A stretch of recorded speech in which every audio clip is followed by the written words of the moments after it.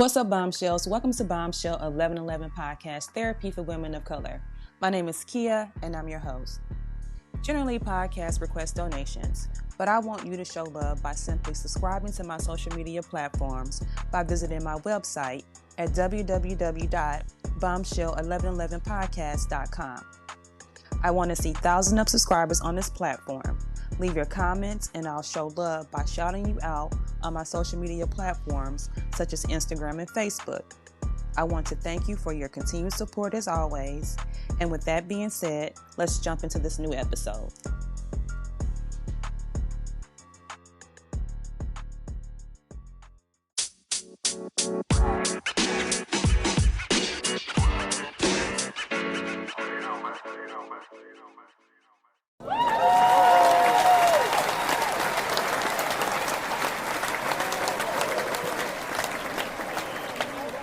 Hi, this is Shay, and I'm here to drop some bombs with Bombshell 1111. Welcome back, Bombshells. I'm Kia, and I'm your host. Tonight, we'll be talking about mental health advocacy with my special guest, Shay. So, you guys, let's just jump right into it. Welcome, Shay. How are you? I'm doing well. How about you? I'm good. I'm so happy that you came on to be a part of the podcast and to share your knowledge and your tools about mental health. I really appreciate you coming on, Shay. Thank you so much for having me. You're more than welcome. So let's just go ahead and just get right into it. Give the audience and the listeners a short description of who you are, Shay, what you do, where you're from. Okay, absolutely. So my name is Shay Johnson. I am from North Carolina. More specifically, I live in Winston-Salem, which is considered the Triad area. So I consider myself at this point to be a mental health professional. I've been in the field for 10 years. I've served on every part of mental health you can think of, from resident care to psychiatric wards to hospitalization to partial hospitalization, juvenile justice. I've done it all. So I really am, when they say a mental health advocate, I am a mental health advocate. I've seen it on both sides. Wow. Yeah, I think that's so dope because I too work in mental health. So again, that's why I was excited about you being a guest on the podcast. And working in those psych units can be very challenging at times, especially if you're not built for it. It can be very challenging. Not even just that, but in particularly working in the mental health field can be very challenging at times. So I commend you for even doing that, Shay. Thank you. You're more than welcome. So for the listening audience who are not familiar with what a mental health advocate is, can you break that down and let us know exactly what that is? I can. So, there's a lot of different people out there, and, advocate is one of those words you throw out when you say that you're promoting something, you're standing for something. But when I think about mental health advocacy, because of what mental health is already, it's someone that not only promotes the well-being of an individual, but you promote for clauses, you promote for different laws, you promote for justice, because we know that mental health is one of those things that is a cloud, is a stigma around it. So what I do specifically in my area, in my state, I work with the local schools and the boards and look at ways how we can implement more mental health initiatives within the school. So it's really finding that passion and knowing how to go about making sure it's available to everybody. And then Shay, just with your expertise and your experience within the mental health field, what have you seen or what have you noticed are the most common causes of mental health problems? Well, I think for me, because I've worked with adults and children, and with working with two very different populations, the commonality is the lack of resources. There are not enough resources out here, and there are really not a lot of resources for Black and Brown people. And so because of that, you see the bipolar, you see the major depressive disorder, you may see, panic disorders and things of that nature, because they don't know where to go for resources because it's not given to them. Mm-hmm. And so that's the main thing that I've seen. Yeah, I totally agree. And speaking of the Black and Brown people, within what population do you think mental health is most common, or what culture, I should say? I think that's one of the things that makes mental health so unique, is because there is no barrier. You see it in every culture, you see it in every gender, but more specifically, where I'm seeing it the most really is children. So that's Black kids, that's brown kids, Hispanic, that's white.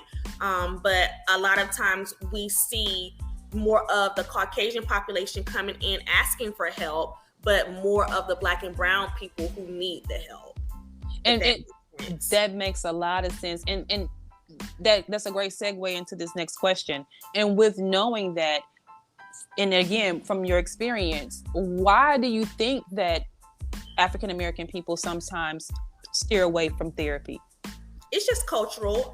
For us, we were told, and that's regardless if you're Eastern, South, Northwest, wherever, we were told, what happens in the house stays in the house, right? And so because of that, we take that with us as we get older. So when there's issues and there's things that we're not really familiar with, and we don't understand why we're feeling and acting these ways, we don't seek the appropriate help because we don't think that it's serious. It's not like a broken toe. It's not like, bad vision. It's not like a hurt tooth. We look at mental health as, oh, you can deal with that at home. And so we don't seek the appropriate help. Do you feel as if you can prevent mental health problems? I don't think you can prevent mental health problems per se, but I think if you're aware of it, you can manage it better. Because mental health is one of those things that usually is a chemical imbalance, or it's either something that is hereditary. So we know there's no way around that. But if you know how to better manage it, you can help with the onset, or know how to channel whatever you need to channel, or if there's a medication you need to take so that you're in a better state when it comes on. Yeah, I definitely agree. And then you stated that you work within the school system in reference to mental health, Shay. Mm-hmm. Do you feel as if there are a sufficient amount of resources for families that are dealing with children that are suffering from mental health illnesses? Do you feel as if there are sufficient amount of resources? I personally don't think so, which is one of the reasons why I decided to even channel that industry, and more specifically with my own children. My youngest daughter, she has been diagnosed with ADHD. And one of the things that the school and her teachers and the administrators were trying to do was get her on medication. And I'm telling them, there's so many different things that we can do before it gets to that point. Could we look at maybe the curriculum? It could be that she is, bored because she's advanced, or maybe she needs an extra break or two because she is fidgety, So I didn't think there were enough resources in place. It was just the stigma of, okay, they're bad, let's sit them out. And so that was one of the reasons why I wanted to go in and teach them mindfulness and talk to them about yoga and holistic tips and practices that they can do that will be beneficial to their mental health, even as children. Yeah. And then speaking of, you stated about your daughter, mental health. How has that, you work within the field, you're a mental health advocate, but how has that as a mother, mental health personally impacted your life, Shay? I think it opened my eyes up a little bit more because, I'm working with everybody else's kids on a regular basis, but I really wasn't focused on mine. And so as I got more and more into the field, I started to see, well, I just diagnosed so-and-so with this, but I'm seeing the same symptoms in my own child. What can I do at home first? So I had to really take off the mommy eyes per se and look at the situation for what it was and say, if I'm going to be a good mother, I have to take the appropriate steps. And yes, it may hurt me professionally to know that my daughter is ADHD, but as a mom, what is in her best interest? And that's how I looked at it. Yeah. I love that. Now, I know that you stated in your bio that you also use, your expertise and your experiences within mental health as a way to also educate others on a platform. And you have a podcast. Talk a little bit about that. Yeah, so my podcast is called With Love Shay, and I really started that during the pandemic.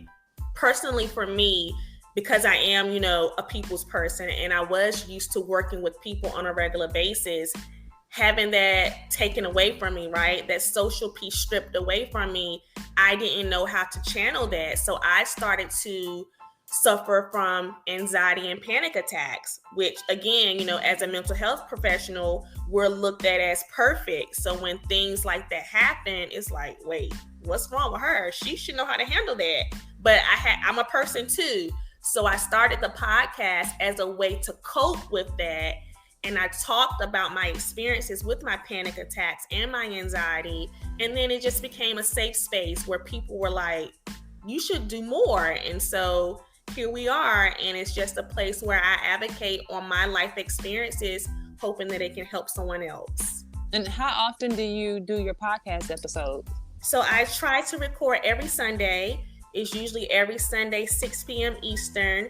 I found that self-care Sundays are better for me because that's really a day that I take for myself.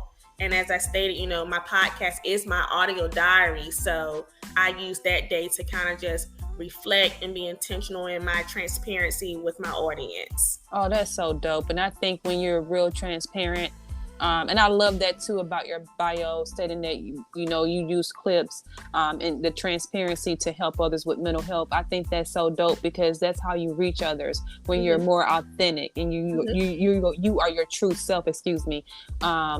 You connect with others.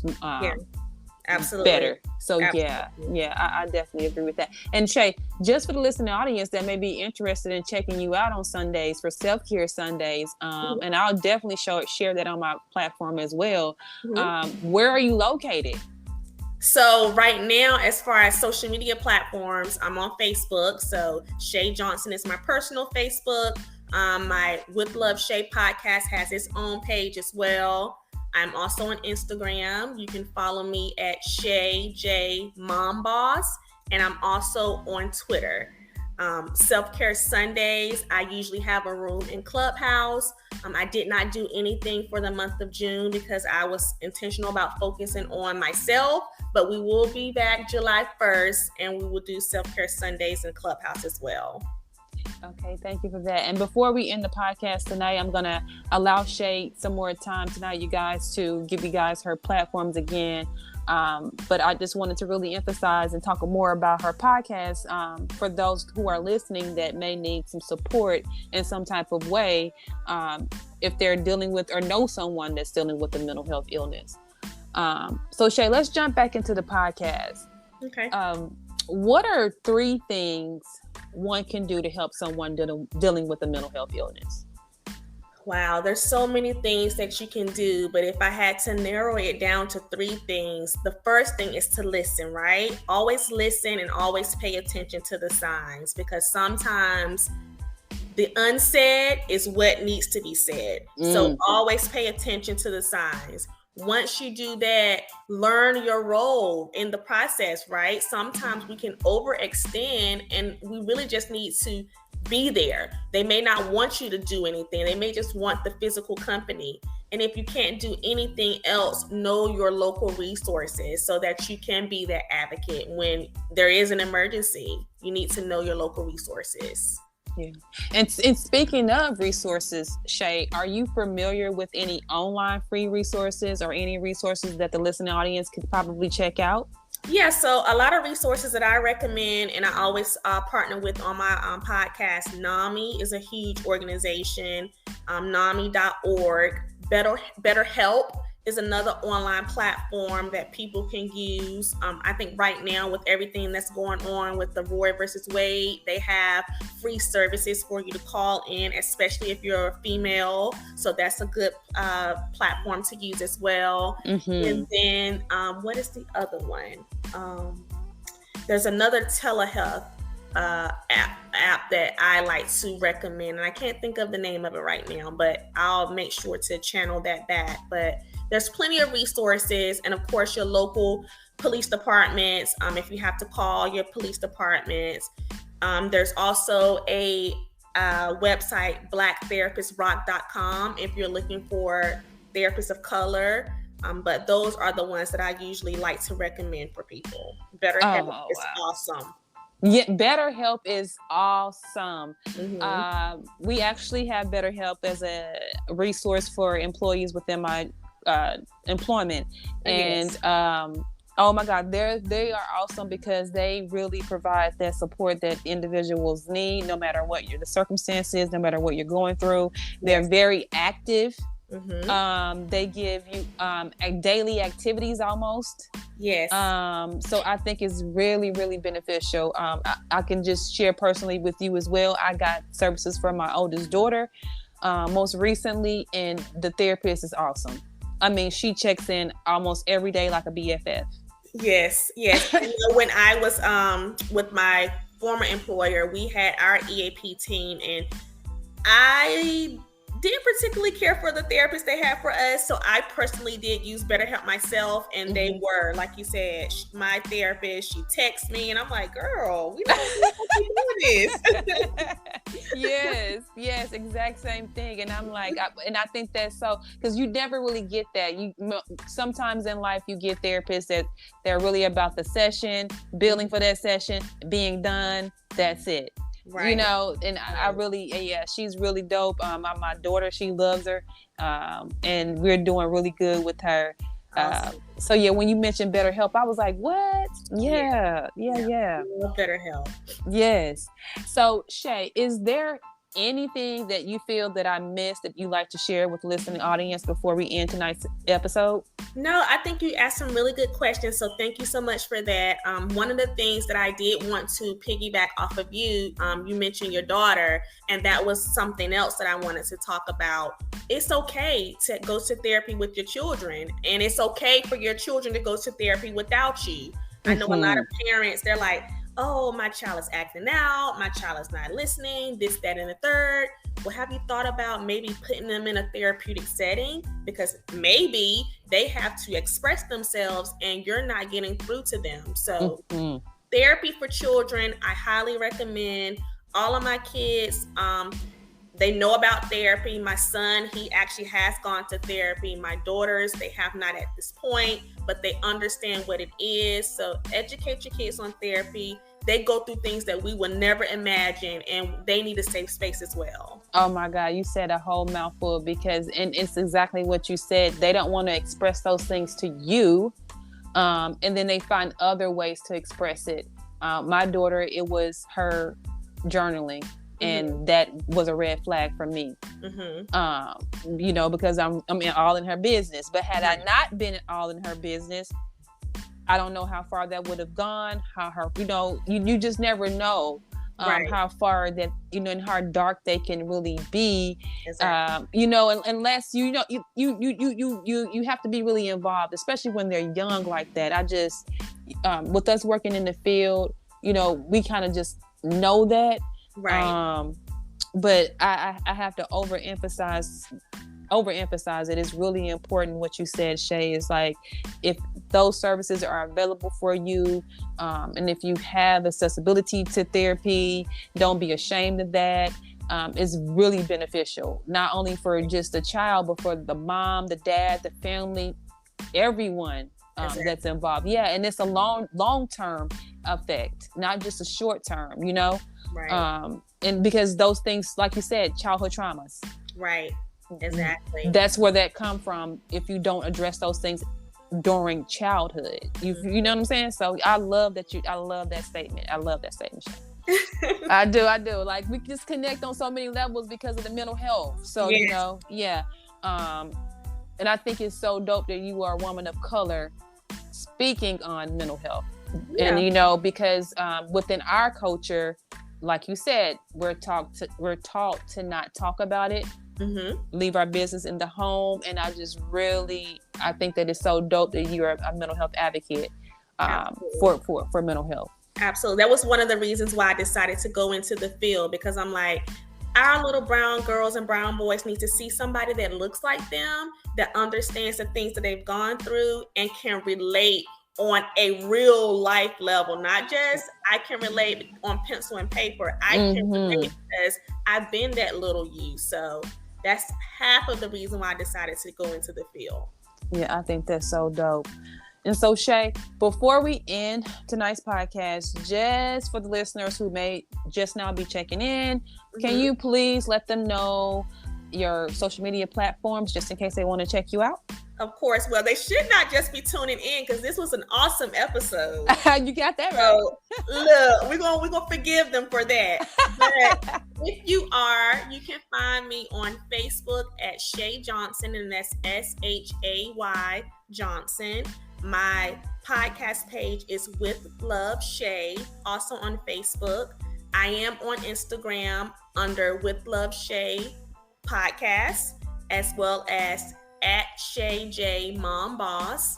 I'm also on Twitter, same handle, and I also run a self-care Sunday room in the clubhouse. So you can find me, and if you happen to just want to email me, you can email me at withloveshay.thepodcast@outlook.com.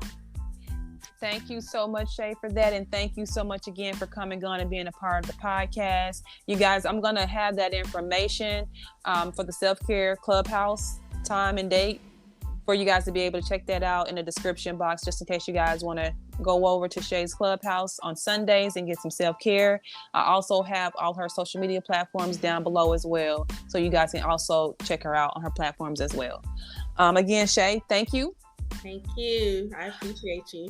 You're more than welcome. And so, you guys, that brings us to the end of this episode. Thanks to Shay for joining. We hope that you were able to hear something that was beneficial to you guys. And with that being said, thanks for listening. Always remember, you are a bomb within your own shell. Peace, love, and light, you guys. Until next time, good night. If you enjoyed this podcast, please make sure you subscribe so you're notified when a new episode is posted. Rate, review, and share this podcast with your family and friends. Thanks so much for listening, and I hope you're leaving with some valuable information that can help you on your personal journey. Also, check us out on Facebook, YouTube, and Instagram at Bombshell1111 or at Bombshell1111 TV. You can also check out our mental health page, Your Health is Your Wealth, on Facebook, which is a page created to inform and support individuals with mental health and other health conditions. And with that being said, always remember, you guys, you are a bomb within your own shell. And until next time, peace, love, and light.